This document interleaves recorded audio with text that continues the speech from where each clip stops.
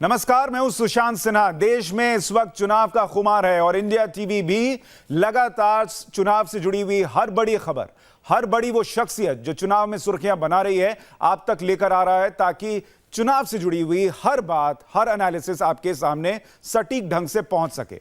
और इसी कड़ी में आज हमारे साथ केंद्र सरकार में मंत्री, अकाली दल की बड़ी नेता और बादल परिवार की बहू हरसिमरत कौर इस वक्त सीधे जुड़ रही हैं। हरसिमरत जी, बहुत स्वागत है आपका इंडिया टीवी पर। शुक्रिया सुशांत जी।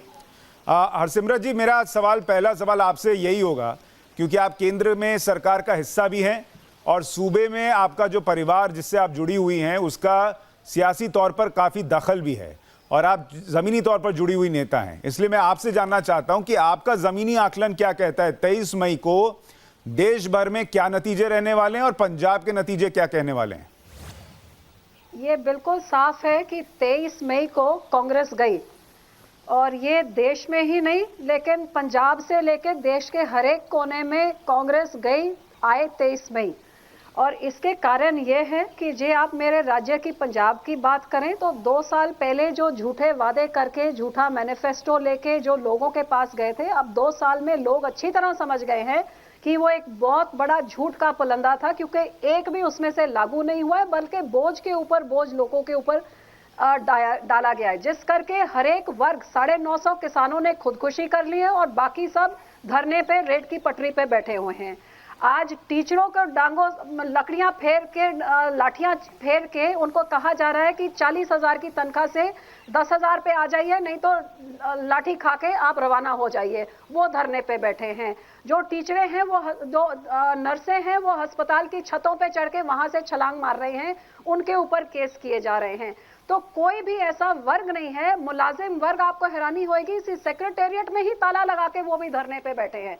तो कांग्रेस का ग्राफ इतना गिर गया है कि 13 में से जब उनको एक सीट तक नजर नहीं आ रही है। हरसिमरत जी, इस वक्त तो जब वोट देने के लिए लोग निकलेंगे तो वो केंद्र में अपना नेता चुनेंगे, वो अपना प्रधानमंत्री चुनने के लिए निकलेंगे, तो फिर वो सूबे की सरकार क्या कर रही है इसको क्यों देखेंगे? वो प्रधानमंत्री चुनने निकल रहे हैं ना। अगर इस लॉजिक से जाइएगा तो फिर मध्य प्रदेश में जो हुआ, छत्तीसगढ़ में जो हुआ, राजस्थान में राज्य में जो हुआ, फिर वो राज्य के आकलन के हिसाब से भी माना जाएगा कि वहां भी आप खराब करेंगे फिर। तो मैं आपको बता रही हूँ ना, राजस्थान और मध्य प्रदेश में क्यों हुआ, क्योंकि जो किसानों का सारा कर्जा माफ का झूठ 2017 में पंजाब में बोला था और देखा कि पंजाब के तो इतना बढ़िया नतीजे है ऐसा झूठ मार के, तो यही झूठ दूसरे राज्यों में भी डाल दिया और यही झूठ राहुल गांधी पूरे देश में कर रहे हैं, क्योंकि उन्होंने सोचा ये तो तरीका ही बहुत अच्छा है। ये अलग बात है कि 2 साल से एक भी किसान का कर्जा माफ नहीं और 950 ने आत्महत्या कर ली है। अब ये राजस्थान और मध्य प्रदेश में और बाकी छत्तीसगढ़ में भी यही दिखेगा आपको। क्यों ये करेंगे? क्योंकि कांग्रेस का झूठ अभी 10 साल जो उन्होंने उनका कुशासन था, जहां करप्शन और घोटालों के बिना कुछ नहीं हुआ था, वो लोग अभी भूले नहीं हैं। और पंजाब की जनता पुराना भी नहीं भूली है और अभी 2 साल का भी देख रही है, तो इनके खिलाफ यहाँ पे वोट डालेगी।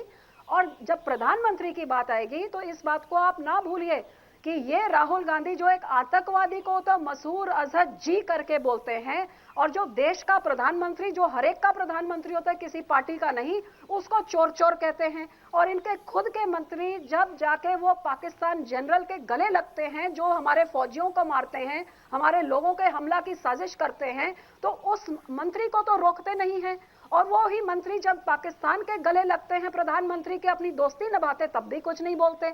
और अब आतंकवादियों को जी बोल रहे हैं और अपने प्रधानमंत्री को गाली निकाल रहे हैं। अच्छा हरसिमरत जी, मैं दूसरे सवाल पर जाने वाला था। मिलावट का जो गठबंधन है, चूंकि आपने ये जी का जिक्र छेड़ दिया है, इसलिए मैं उस पर आपसे ये पूछना चाहता हूं कि ठीक है, राहुल गांधी ने मसूद अजहर जी कहा, लेकिन रविशंकर प्रसाद जी ने भी कहा था हाफिज जी। मुरली मनोहर जोशी एक जमाने में कह चुके हैं श्री हाफिज सईद। तो ये श्री और जी तो बीजेपी के नेता भी लगाते हैं, इससे क्या फर्क पड़ता है? दोनों जी में क्या फर्क है? देखिए, फर्क ये है कि एक पार्टी इसको सार्कास्टिकली कह रही है और दूसरा कांग्रेस का नेता है जो आदर सत्कार से कह रहा है।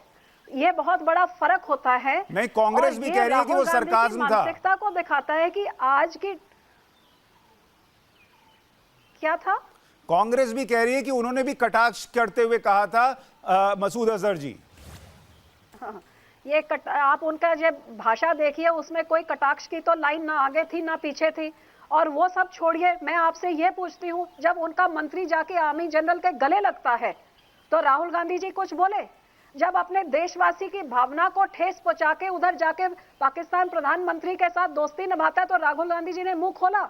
जब पाकिस्तान का प्रधानमंत्री सिद्धू को कहता है आप आके पाकिस्तान से चोन लड़िए, पाकिस्तान आपसे बेहद प्यार करता है, तो राहुल गांधी जी ने पूछा कि ये क्या पाकिस्तान ने इनको क्या सौदेबाजी करी है जिस करके ये इतना सारा एक दूसरे में हिले मिले हैं? तो इधर तो कुछ होता नहीं है, उसके बारे में कुछ कहते नहीं है, और यहाँ पे बोल रहे कि उसने ये बोला उसने ये बोला। आप ये बताएं कि राहुल गांधी ने जी क्यों बोला, और वो भी ऐसे आदमी को जो अभी हमारे फौजियों को मारने में कामयाब हुए हैं, जिससे हर एक हिंदुस्तानी के दिल को ठेस पहुंचा है। तो हरसिमरत जी, जब वोटर वोट देने जाएगा तो ये देखेगा कि किसने मसूद अजहर को जी बोला है, या ये देखेगा कि किसने कितना किसानों के लिए किया है, किसने कितना रोजगार देने के लिए किया है, किसने महिलाओं के लिए क्या किया है? ये जी भी मुद्दा होगा क्या? देखिए, मेरे हिसाब से वोटर ये देखेगा कि एक तरफ एक पार्टी है जो देश के सम्मान की बात करती है, देश की रक्षा की बात करती है और देश के हित में 5 साल काम करके दिखाती है, और दूसरी तरफ वो सारा महामिलावट का गठबंधन है जो सिर्फ निजी स्वार्थ के लिए इकट्ठा हुआ है। इनके पास देश के लिए एक भी एजेंडा नहीं है, देश की एक भी बात नहीं करते हैं। ये सिर्फ स्वार्थी लोग इकट्ठे हुए हैं अपने आप को बचाने के लिए। और दूसरी तरफ चाहे किसान हो, चाहे नौजवान हो, चाहे गरीब हो, चाहे पिछड़ा वर्ग हो, एक सरकार है जो इन सब के लिए किए हुए कामों के 10-10 चीजें गिना सकती है। इनसे पूछे ये जो खिचड़ी पकी है, मैं तो कहती ये खिचड़ी ऐसे है जिस खिचड़ी में दाल चावल के साथ खिचड़ी बनती है, लेकिन इस खिचड़ी में तो मीट भी है, मछली भी है, पनीर भी है, पालक भी है, मिर्ची भी है, सब कुछ ही है जो किसी को पचेगी नहीं। तो हरसिमरत जी, जब ये बात होती है तो लोग वो ये गिनाते हैं कि एनडीए में भी तो इतने सारे दल हैं, तो क्या दिक्कत है? अरे एनडीए में जो दल हैं वो सब पुराने दल जो बहुत समय से इकट्ठे हैं, और ये दल अपनी बात नहीं करते। हम दल का पुराना हिस्सा होने के नाते हम ये नहीं कहते कि हम अकाली दल के लिए ये चाहिए, हम सारे एक ही बात की बात करते हैं कि देश में विकास हो, देश में रोजगार अभी कुछ दिन पहले तक तो शिवसेना जो है बीजेपी को गालियां दे रही थी मैम। बिहार में जेडीयू जब तक अलायंस नहीं हुआ था फिर से तब तक नरेंद्र मोदी को कोसती थी, तो आप पर भी तो सवाल उठेंगे, आपका अलायंस बिल्कुल दूध का धुलावा नहीं है। अरे भैया, ये अलायंस खड़ा तो है, ये किसी मजबूरी करके इकट्ठे नहीं हुआ है कि हमने अपने लिए क्या इसमें लेना है।